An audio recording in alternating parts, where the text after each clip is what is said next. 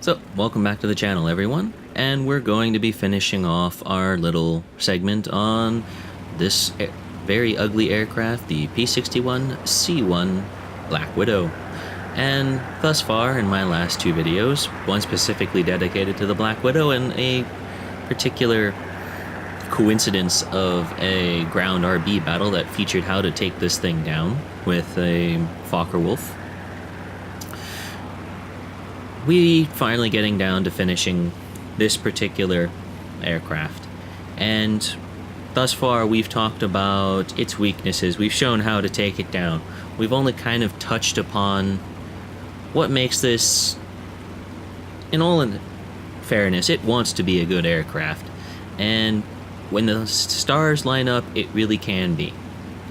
So one of those things that, at least for me, that it doesn't have a lot of maneuverability. It doesn't have a lot of what you consider a good fighter. It doesn't have a lot of the aspects you consider for a good bomber. Hell, it doesn't have a lot of what you would consider for a great ground strike aircraft, at least within the context of War Thunder, right? Because all of these tend to require a certain twitch in the controls, and this thing, admittedly, it's not slow. Let's not back that up. It's not slow at the trigger, or what am I saying, trigger. It's not like sluggish in the controls as much as you'd expect. It's not like you're flying a heavy bomber. What it is, however, is it's very much its own pace of control.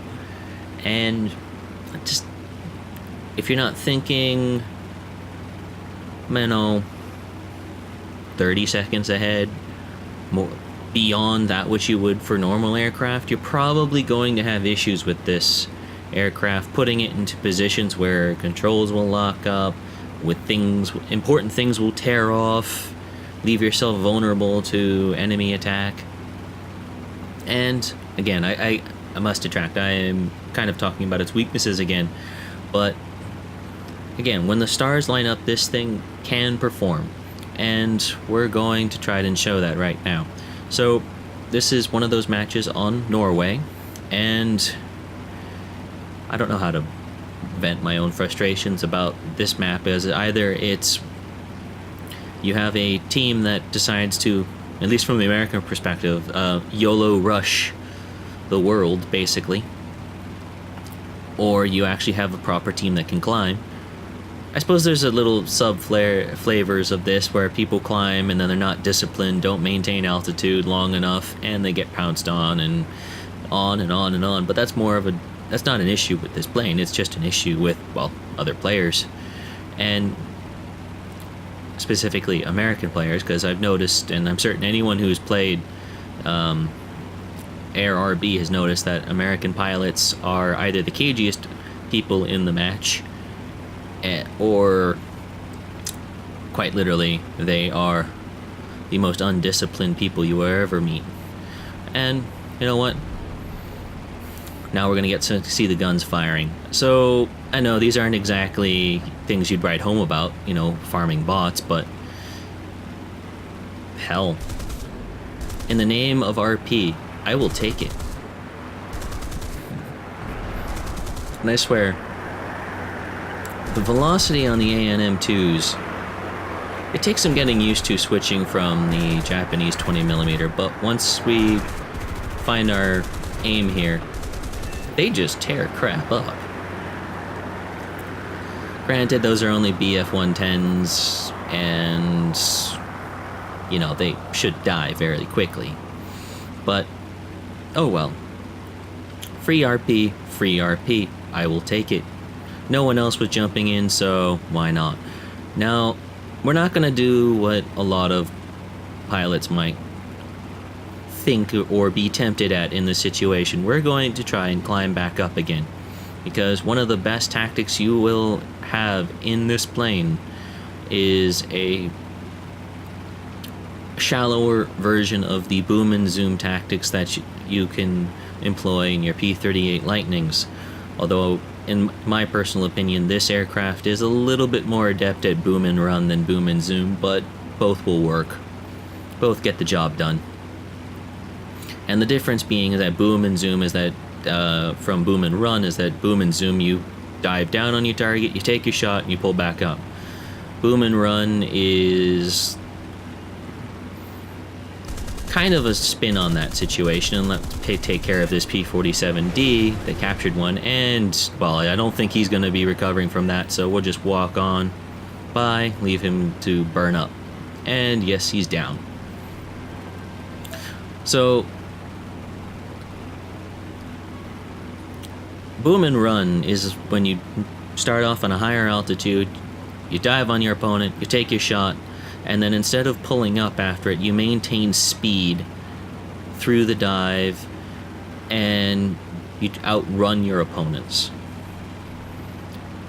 You then later, after you've made it into the clear, basically, and you're safe, then you can climb back up and mix and repeat.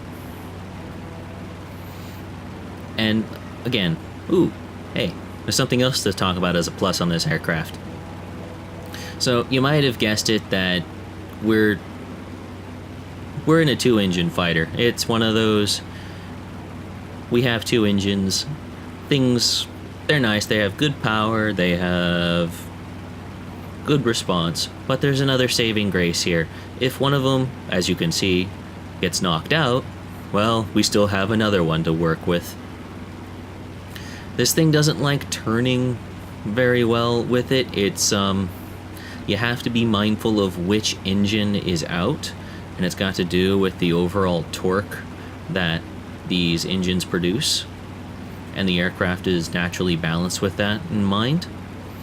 Whereas right now I'm going to be running into issues throughout this match, and right now I have nowhere to really land this aircraft. It just cannot land on a carrier to save its life. And oh, I was definitely not hoping for anything other than that BF-109 in this dive. So, okay, so we definitely do not want to have anything to do with that duck. We want to avoid the BF-109 for the moment. Looks like we score a few hits though with the back-mounted turret.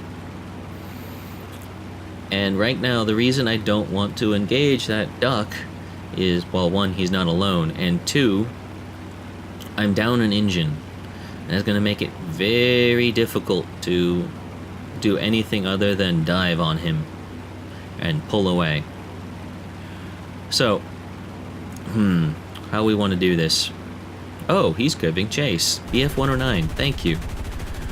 So, when your opponents agree to play this way, and they give you all the time in the world, and they don't realize that you have a weak spot, you can do a fair bit here with it. Oh, we got it. Looks like we got him. Oh, we got him. Okay. Doesn't really help the state of our aircraft any. We're now got some of our lifting surfaces yellow. We're down an engine, we're low, we're slow, and it looks like our tail has definitely seen better days. One hope we have left is that duck is not going to pursue us. Oh, I did not want to see him there. So I need to turn into him, pull over this hill, get a few shots in, and then get the hell out of Dodge. Oh boy. Oh boy, come on Tarzan, miss that tree, miss that tree. Okay, looks like he is not really interested in us at the moment, so, alright. Yeah, it doesn't look like he's interested. Okay. Now, looks like the landing craft are capturing Alpha, so with that in mind, I literally have one option right now, and that is to land. One engine I'm not going to be able to really climb effectively, and with that duck in the vicinity, likely going to be turning around at some point here, trying to engage us, because he is short on allies, and if he doesn't do it soon, that airfield will be turning into an enemy, all the same to him. Oh, sorry about that. Excuse me. So basically, I'm playing the odds right now, and definitely this aircraft and its stubbornness to go down at this instance is one of those strengths that it's allowing me to do this. I really cannot. Oh, hello. All right. All hand. At this point, I cannot pull out of this. I'm pretty much set to go straight into A. I cannot do anything else. So let's see what we can make of this. Just do what we can. We still have that turret. That turret has saved us once before. Maybe it will save us again. Alright, bring the speed down. Throttle back. Throw down the gears. We're taking fire. Okay, verify they're on the ground. Keep the brakes going. And cut loose with the M2 turret. Alright. So please tell me what just happened. Duck, please. What just happened? What just happened? Drive-by has gone horribly wrong. Well, I hope you enjoyed the little spot of comedy at the end of this and can see how this is not a I would say it's not a mediocre aircraft, but sometimes it has its comedy. This certainly did brighten up my opinions of this aircraft. Well, hope you enjoyed it. Thank you. Have a good day.